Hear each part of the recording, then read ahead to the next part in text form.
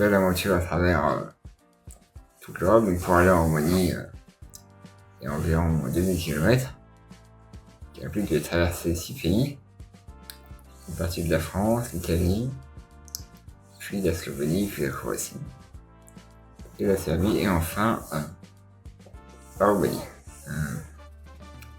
Là, les étapes qui m'ont marqué, c'est avant tout le fait d'y aller en voiture, parce que c'est une autre manière de voyager. Par exemple, j'ai beaucoup aimé le passage en Serbie, qui est un pays que je connaissais pas du tout. Je n'avais jamais entendu parler, qui m'a pris notamment. Il y a une partie de route, donc on longe le Danube, il y a vraiment des très beaux paysages, donc c'était vraiment chouette. Après, ce qui est intéressant aussi, c'est de passer les douanes, forcément l'habitude en Europe, puisque la Serbie est un pays hors UE. Mais du coup, c'est une expérience un peu marquante. Et je suis rentré avec un super état d'esprit de ce voyage, un esprit très positif, et vraiment un sentiment de liberté.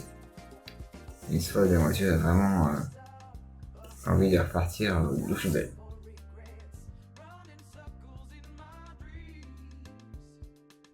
Donc c'est un voyage que je vais garder beaucoup de souvenirs assez marquants. Déjà, le moment fort du voyage, ça a été déjà la traversée en voiture, quelque chose que j'avais jamais eu l'occasion de faire par le passé. Donc voilà, comme je l'ai dit, j'ai beaucoup aimé le pays, le passage notamment en Serbie, puis les paysages. Finalement, j'ai beaucoup apprécié la ville de Bucarest, que je ne savais pas trop comment attendre. En venir, j'ai vraiment été trouvé que c'était une belle ville. C'était à la fois un pays très contrasté, avec des choses à la fois très modernes, des choses anciennes, et évidemment, comme tout voyage, surtout avec où l'on a toujours des surprises, et une galère imprévisible, et des rencontres aussi. Donc là, une mauvaise surprise que j'ai eue, c'est par exemple, j'ai découvert que la chambre d'hôtel que j'avais réservée, qui était censée être accessible en période, ne l'était pas, donc ça a été compliqué, surtout quand on arrive à peut-être à la nuit. Sinon, grosso modo, je me suis débrouillé, j'ai fait des activités exceptionnelles. Ce qui m'a marqué aussi, c'est vraiment la gentillesse et la bienveillance des habitants.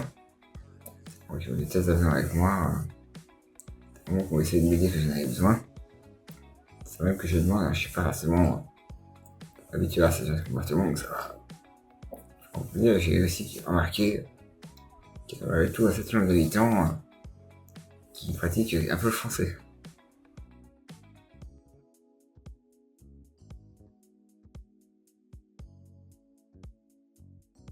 Donc je vais parcourir plus de 4000 km avec une grosse veille quasi aménagée. Je dirais que la route c'est vraiment très bien passé. Donc il y a une majorité d'autoroutes. Il y a quelques centaines de kilomètres de route entre la Serbie et la Roumanie qui sont plutôt des routes de bonne qualité. Je dirais que le véhicule vraiment a très bien encaissé les kilomètres. J'étais vraiment confortablement installé. Donc c'était un voyage plutôt agréable. Après c'était plutôt des fois le style de conduite des personnes qui pouvaient rendre l'aventure un peu plus rock'n'roll, on va dire.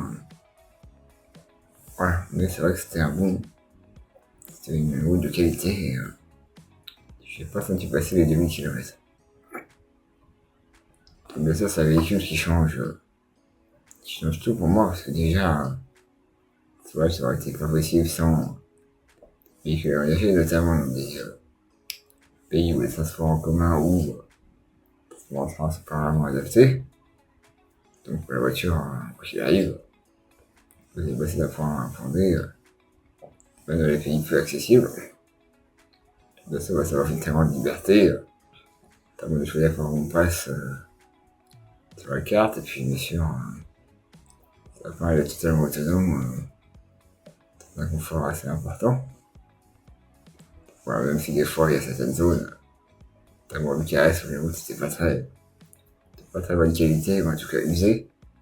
C'est un peu moins confortable, mais en tout cas, c'est vraiment cette voiture qui a permis ce voyage.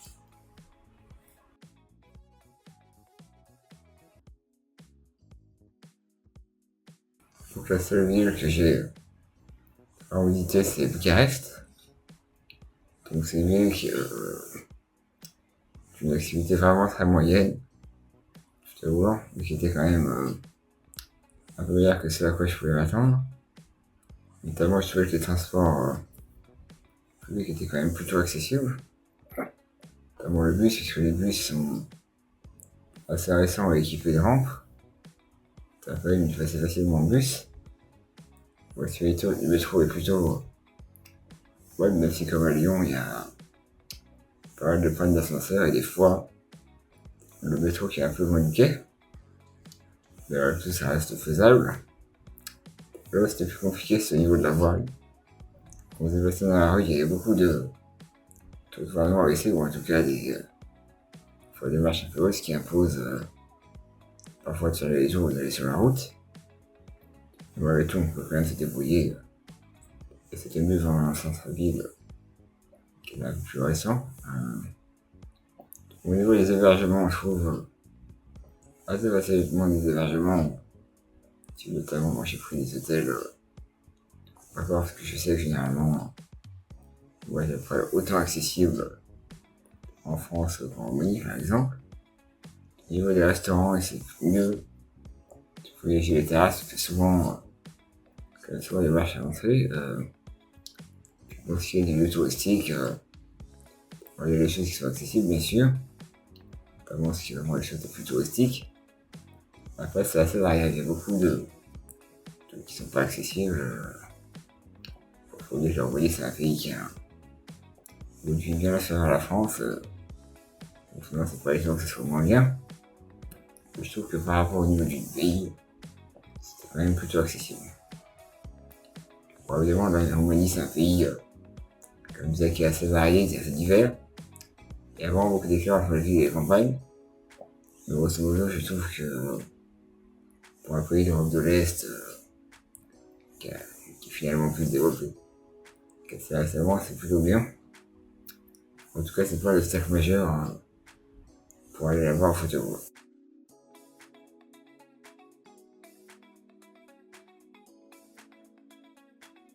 Alors, ça va donner envie de refaire un voyage de la sorte. Alors, ce que j'ai retenu de ce voyage, c'est une belle expérience, c'était que en fait, il y a beaucoup de choses qui sont possibles, même un handicap important en termes de voyage. Actuellement, on a les moyens, on va dire, techniques et mal de le faire. Moi, par exemple, avec mon véhicule adapté et l'équipe que j'ai constituée pour ce projet, je me suis vraiment pas senti limité par mon handicap. J'ai vraiment senti beaucoup de liberté et vraiment donné envie de faire d'autres voyages, de découvrir encore d'autres pays, d'autres cultures et surtout j'étais heureux de pouvoir partager cette expérience avec la communauté. Voilà, ça m'a donné vraiment envie de repartir à l'aventure.